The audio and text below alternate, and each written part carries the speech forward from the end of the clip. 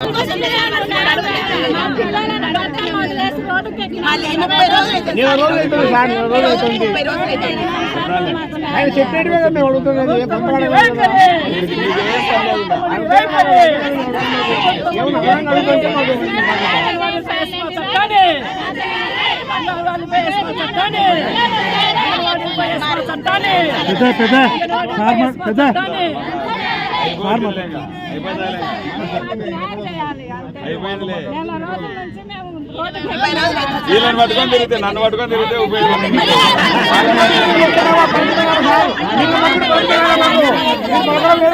అడిగినారు ఇలా లేరుగా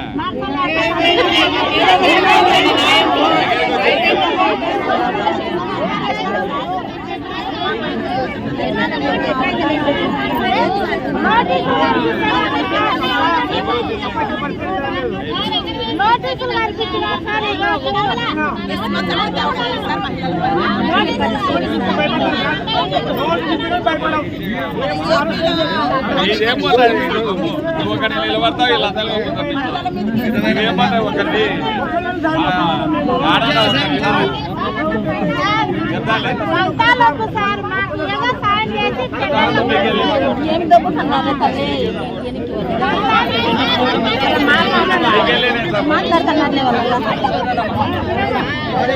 సపోర్ట్ నేను ఎప్పుడు